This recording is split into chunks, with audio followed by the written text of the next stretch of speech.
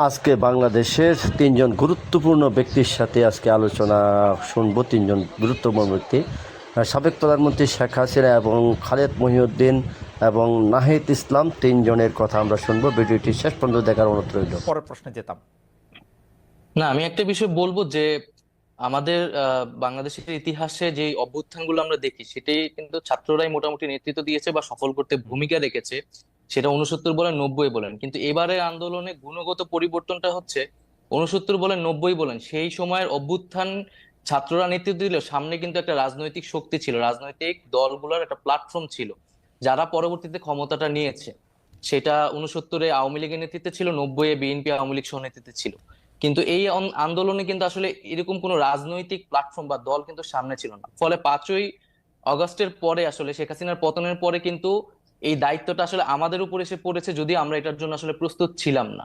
তো জনাব ইসলাম, আপনাকে কি একটা কথা বলতে পারি যে জি, একথা ঠিক আপনার আন্দোলনের শেষ পর্যায়ে বা আন্দোলনের যেখানে নেতৃত্বের মাধ্যমে বা শেষ পর্যায়ে যেখান থেকে আসলে শেখ হাসিনাকে চলে যেতে হয়েছে, পালাতে হয়েছে বা এই সরকারকে ক্ষমতা ত্যাগ করতে হয়েছে, সেখানে আপনাদের ত্যাগটাই সবচেয়ে বড় ছিল, যেটিকে আসলে খুব ভালোভাবে এক বাক্যে বলা যায় যে একটাকে মারি একটাই মরে, আর কেউ নড়ে না সেখান থেকে। সেই জায়গায় আপনারা চলে গিয়েছিলেন।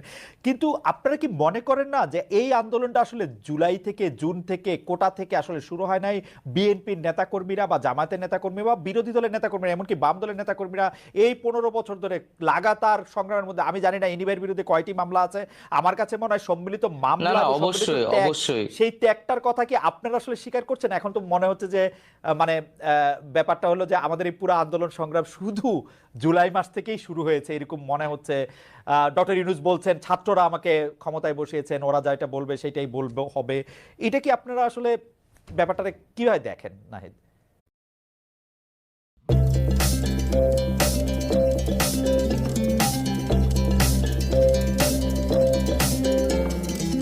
আসলে ব্যাপারটাকে কিভাবে দেখেন নাহিদ? না না, অবশ্যই এটা তো বিগত 16 বছর, আমরা আরো বলি 111 থেকে যেই আমাদের বিরাজনীতিকরণ শুরু হয়েছে, সেই সেই সময় থেকে কিন্তু আমাদের এই রাজনৈতিক সংগ্রামটা এবং আমাদের বিরোধী দলীয় নেতাকর্মীরা যেই আত্মত্যাগ করেছে, নির্যাতিত হয়েছে এবং নির্যাতিত হওয়ার পরেও তারা বারবার মাঠে নেমেছে।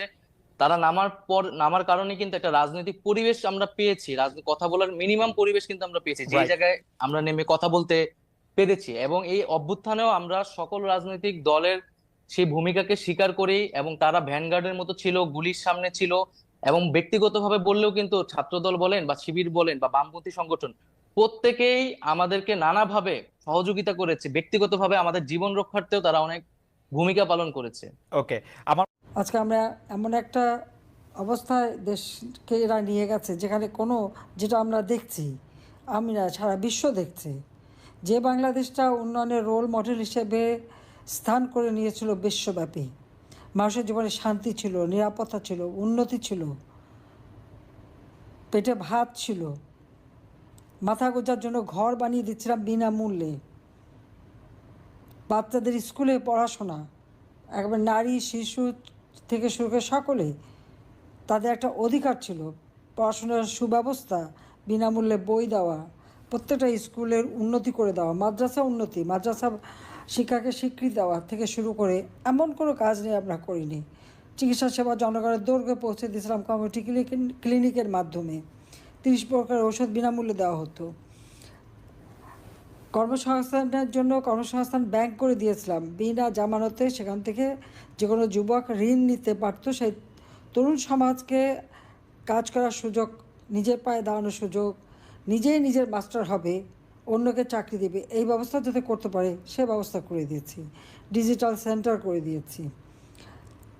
সমগ্র বাংলাদেশে একটা কর্মচাঞ্চল্য ছিল একেবারে তৃণমূল পর্যায় পর্যন্ত, গ্রামগুলিকে শহর করে দিয়েছিলাম। আর যে বাউফলের মতো বিশাল নদীর পাড়ে অনেকটা দ্বীপ অঞ্চলের মতো এই সব এলাকায় সাবমেরিন কেবলের মাধ্যমে বিদ্যুৎ দেওয়া এবং উন্নত ব্যবস্থা মানুষের জীবন মানের জন্য করা, সেটা আমরা করেছিলাম।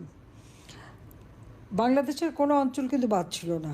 আর দক্ষিণ অঞ্চল তো সবসময় অবহেলিতই ছিল, পদ্মার ওপারে চলে গেলে পরে সবসময় অবহেলিত। সেই অবহেলিত জনগোষ্ঠীকে একটা উন্নত জীবন আমরা দিয়েছি। দুর্ভাগ্যের বিষয় হলো আজকে আমরা কি দেখি,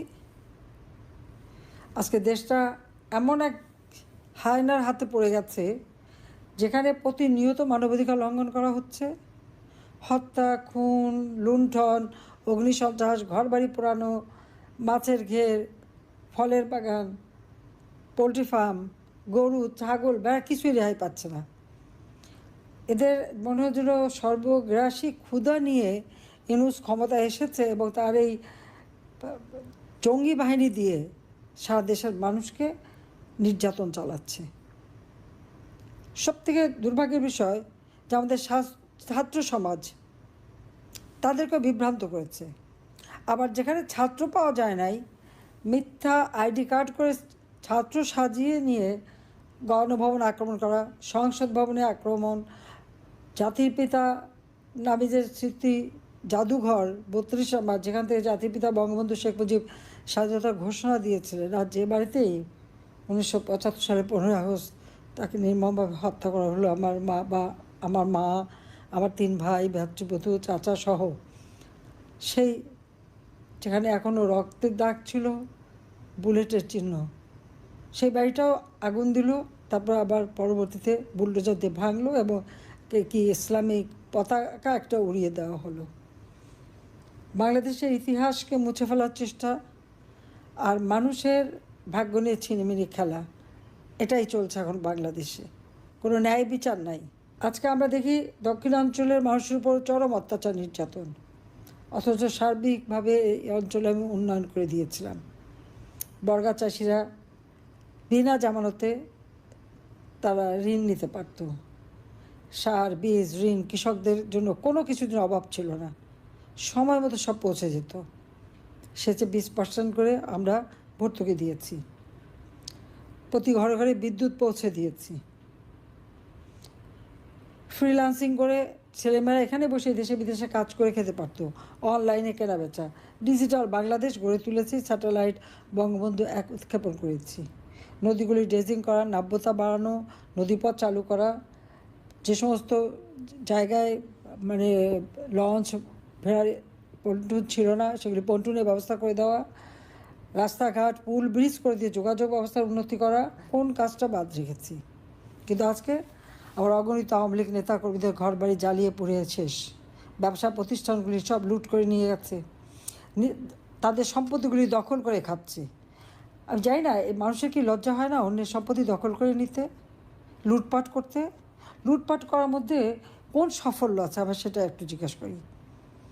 কিন্তু বাংলাদেশে আজকে মনে হচ্ছে যারা লুটপাট করতে পারবে, চুরি ডাকাতি করতে পারবে, মানুষ হত্যা করতে পারবে, তাদেরই রাজত্ব। একে একে যে হত্যাকাণ্ডগুলি চালালো, তারপরে মামলা কাদের বিরুদ্ধে? সব মামলা আওয়ামী লীগের নেতাকর্মীর বিরুদ্ধে। হত্যা, অগ্নিসন্ত্রাস, নারী ধর্ষণ, বালিকা ধর্ষণ, লুটপাট, এ তো নির্যাতন চলছেই। আজকে কি অদ্ভুত ব্যাপার যে যারা এই ঘটনাগুলি ঘটেছে তাদেরকে দায়মুক্তি দেওয়া হলো, আর আওয়ামী লীগের অগণিত নেতাকর্মী সবার বিরুদ্ধে হত্যা মামলা, এবং আমার বিরুদ্ধেও তো হত্যা মামলা। আজকে একটা জিনিস দেখলাম, আমার কাছে একজন পাঠালো, কী হয়েছে, আমার বিরুদ্ধে যে মানবতা বিরোধী অপরাধ করেছি আমি, মানবতা বিরোধী কী অপরাধ করলাম আমি জানি না, কারণ কোনো হত্যাকাণ্ড আমি করি নাই। যখন আবু সাইদ, মুগ্ধসহ 6টা মানুষ মারা গেল, ছাত্রসহ, আমি সাথে সাথে সেই সময় আমি একটা জুডিশিয়াল ইনকোয়ারি কমিশন গঠন করে দিলাম। এটা 18 তারিখে, 16 তারিখে মৃত্যুবরণ করলাম, আমি 18 তারিখে করে দিলাম তদন্ত করার জন্য যে এই হত্যাকাণ্ড কীভাবে ঘটলো।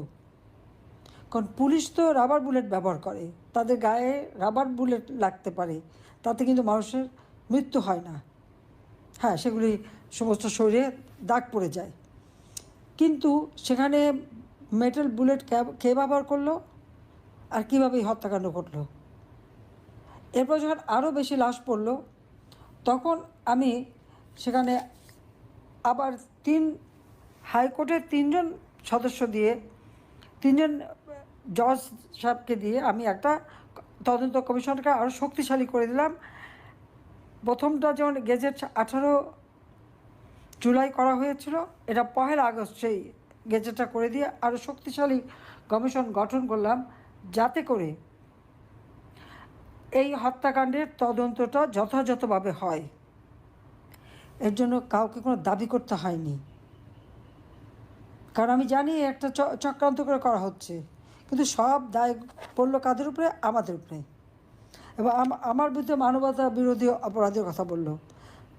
জাতিসংঘ ঘোষণা দিয়েছিল কি 1400 লোক মারা গেছে, যেটা ইনুসের এটা তো মানে তার ইনুস সেন্টার থেকে তৈরি করা, সেটাই দেওয়া হয়েছিল।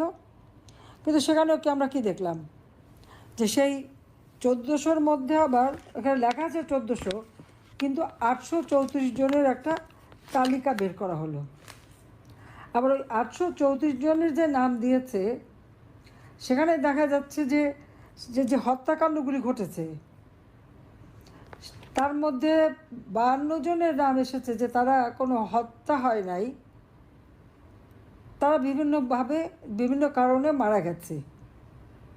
শহীদের তালিকায় গেজেট করা হয়েছে তাদের নাম, কিন্তু এখানে শহীদ না হলেও 52 জনের নাম শহীদের তালিকায় রয়েছে। 35 জন আগুনে পুড়ে মারা গেছে, তাই আগুন দিয়েছে তো ইনুস বাহিনী।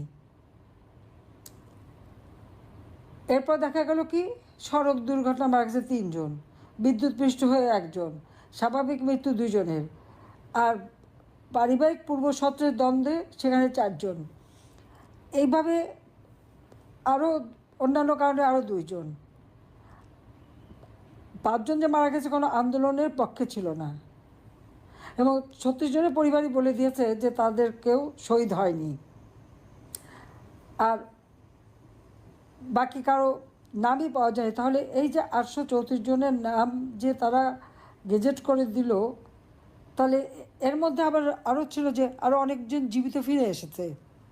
প্রায় 11 জনের নাম এখন পর্যন্ত পাওয়া গেছে যারা জীবিত ফিরে এসেছে, বোধহয় আরও পাওয়া যাবে। তো এইভাবে তারা যে ঘটনাগুলি ঘটালো, অত সব মামলাগুলি আমাদের নেতাকর্মীর বিরুদ্ধে। আজকে এই বাউফলে এমন কোনো সেই ইউনিয়ন পর্যায় থেকে আমাদের এমপি পর্যন্ত সবার বিরুদ্ধে হত্যা মামলা। আর আমি তো আসামি সবার সাথেই, এতে আমার মানে সে আসামিরা সীমা নাই। আবার 1400 বলা হয়েছে, কিন্তু সেখানে কিন্তু এই যে পুলিশদেরকে পুড়িয়ে পুড়িয়ে হত্যা করা হলো, তাদেরকে পা বেঁধে ঝুলিয়ে রাখা হলো, 460টা পুলিশ ফাঁড়ি পোড়ানো হলো, সেখানে কত মারা গেছে নেই। 32 নাম্বার যখন আগুন দিল বা সিআরআইতে আগুন দিল, রাস্তার উপরে 3টে লাশ পড়েছিল, কই তাদের তো কোনো নাম ঠিকানা কিছু পাওয়া যায়নি।